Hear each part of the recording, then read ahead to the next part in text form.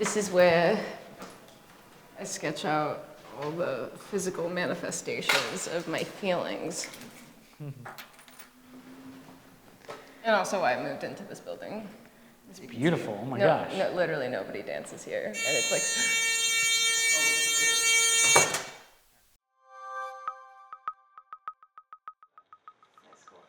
Is everyone rolling? Yep, I'm rolling. Camera speed. Rolling.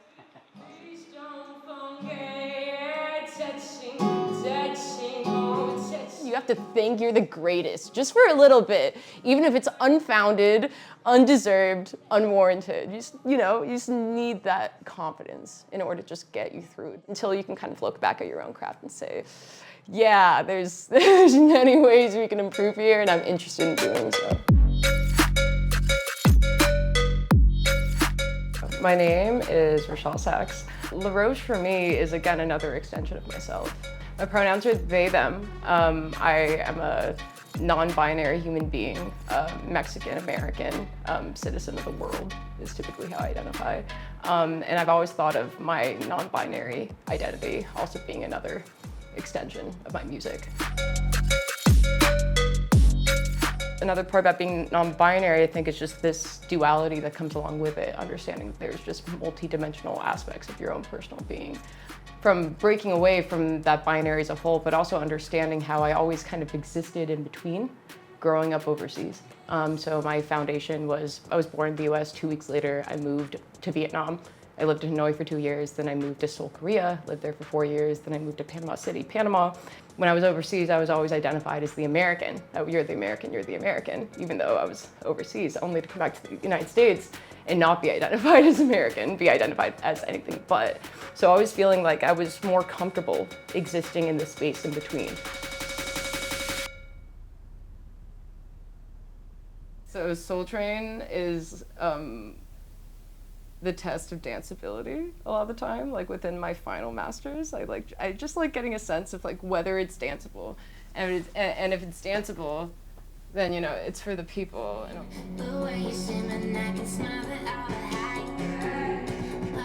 Yeah, it's great. It's necessary. I've always identified as having a finger in every pie, is what I like to call it. Because that question is easily one of the hardest questions for me to answer. Right up there with where are you from, right? Because this essence of everywhere and nowhere. Same with my artistic craft. Just because one bleeds into the other. I grew up writing and I grew up making music, but it wasn't until I stepped into film and I stepped into dance that I also began realizing how all those things are interconnected, how one directly feeds into the other. I can't dance without having this sense of performance in mind. I can't create sound design without having an understanding of the world that I'm living in, and being able to connect to those sounds outside of myself. I can't create music without a sense of sound design, and how you can use sounds beyond just instrumentation into your own music as well, and that's really what allows you to tap into kind of this unique soundscape that belongs to you and nobody else. An artist is unable really to create their own pigments, at least pigments that haven't been explored with before. But as a sound designer, as a musician, you do have the opportunity to record something that nobody else has, nobody else could possibly have, because it's ground from what you're living in.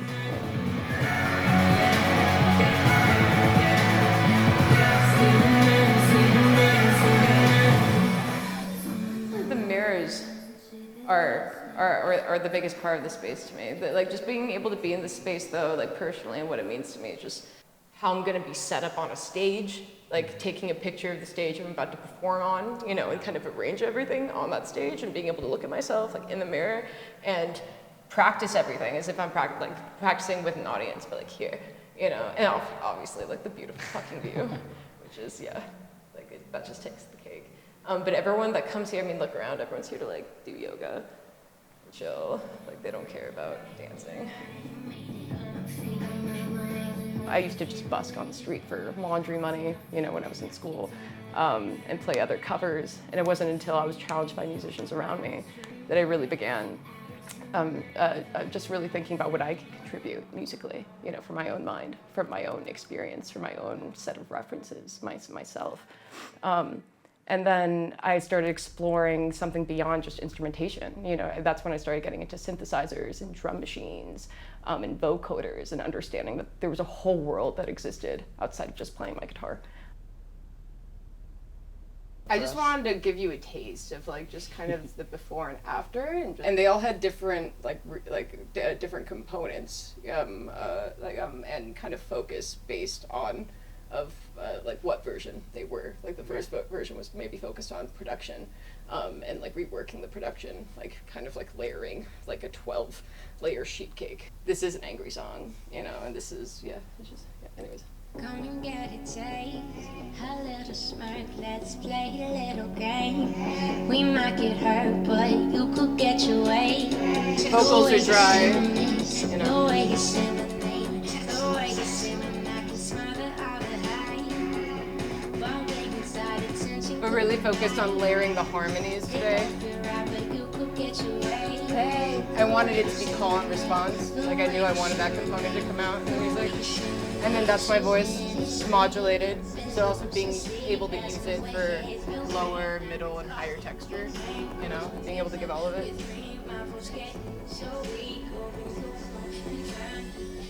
So for me, I understood that I had to produce, I had to learn.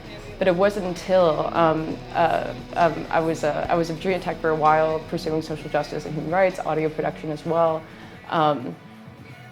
It wasn't until I took my first, I believe it was like just my first sound editing class, where I was just forced to be on a crew with other people and finally also kind of deviate from being at the center of my own music. I think a part of having it be so close to my being, having it be Roche, having it be so identity-centric, having it also be a creation that's coming from my own direct experiences, my voice, my body itself.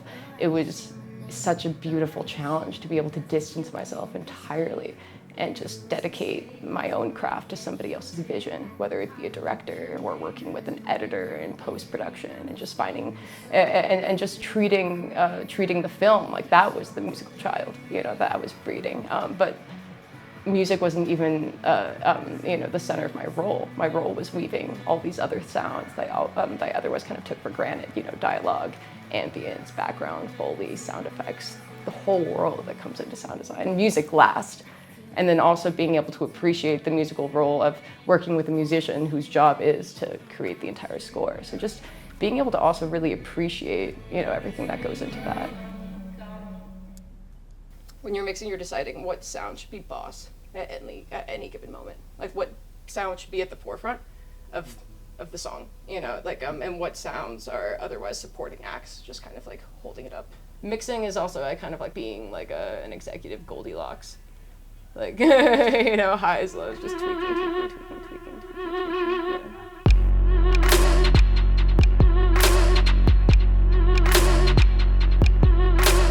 Creativity is fueled by limitation. And I use fun as a reference marker. Are we having fun? Because ultimately, like, that's what drove us to this to begin with. You know, I understand my art isn't for everyone in that sense as well. Many people use their artistic space as a mode of escapism. For me, I use it as a means of getting closer to truths that may otherwise be too brutal and too real for other people to fully grasp.